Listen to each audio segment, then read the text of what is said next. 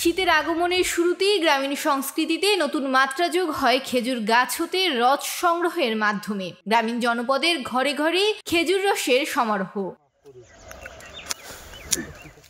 কিন্তু গ্রামেও এখন শহুরে ছোঁয়া। শহরায়নের আগ্রাসনে প্রকৃতির ঐতিহ্য খেজুর গাছ হারিয়ে যাচ্ছে। দিন যত যাচ্ছে খেজুর গাছের সংখ্যা তত কমছে। লালমনিরহাট জেলার প্রত্যন্ত এলাকা ঘুরে দেখা গেছে কোনো কোনো জায়গায় কিছু কিছু খেজুর গাছ রয়েছে, যেসব স্থানে একসময় রাস্তার দুই পাশে সারিবদ্ধভাবে অসংখ্য খেজুর গাছ ছিল, সেসব স্থানে এখন নেই সেই খেজুর গাছ।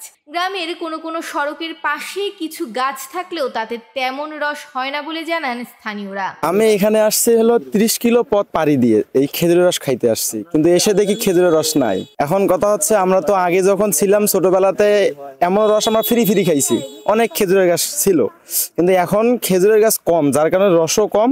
এখন আমরা এসে প্রায় দিনে ঘুরে যাচ্ছি, খেজুর রস পাচ্ছি না। তো আমাদের উচিত, আমাদেরও নিজের হচ্ছে হলো বেশি বেশি খেজুরের গাছ লাগানো। এখন হচ্ছে সরকারের উচিত গাছের সাইডে আর কি খেজুরের গাছ বেশি বেশি লাগানো, তাহলে হয়তো বা সবারই আর কি এই রসটা খাইতে পারবে। আর হচ্ছে হলো যে বাকি তোমার সামনে যত দিন আছে আর খেজুর রসটা ভালো মতো টিকে থাকতে পারবে। জানা গেছে শীতের শুরুতেই রস সংগ্রহের জন্য কাটা হয় খেজুর গাছ। গাছের অগ্রভাগের এক পাশে বেশ খানিকটা কেটে পরিষ্কার করা হয়, পরে বাঁশের কঞ্চি কেটে কাঠি তৈরি করে গেঁথে দেয়া হয়। তার ঠিক নিচেই ঝোলানো হয় মাটির হাঁড়ি।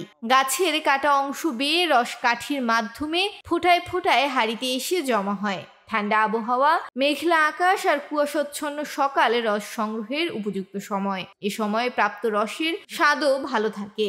আমার নাম মুসাম্মদ সুমাইয়া আক্তার। আমি খেজুরের রস নিয়ে বাড়িতে দুধ পিঠা বানাবো। আমি এই রসের ব্যবসা করি যখন থেকে 4 মাসের, তখন থেকেই রস বিক্রি করি।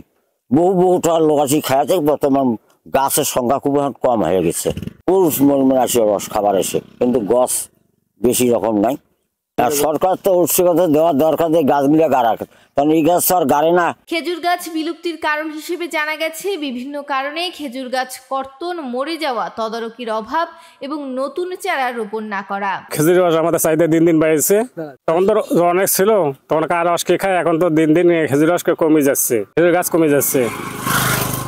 সরকারের উচিত এই জন্য এই কাল লাগা উচিত। গাছ কমলেও কমেনি খেজুর রসের গ্রাহক সংখ্যা, কমেনি এর কদরও। ঐতিহ্যবাহী কিছু গাছের মধ্যে খেজুর গাছ ছিল অন্যতম।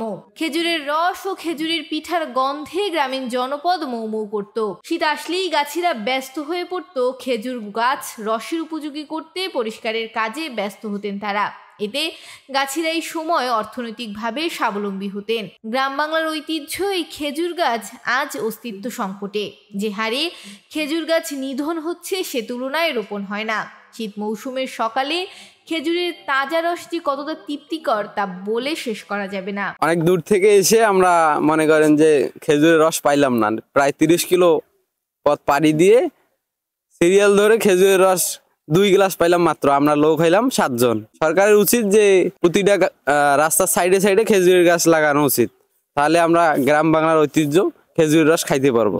মৌমিতা মৌ, ভোরের পাতা।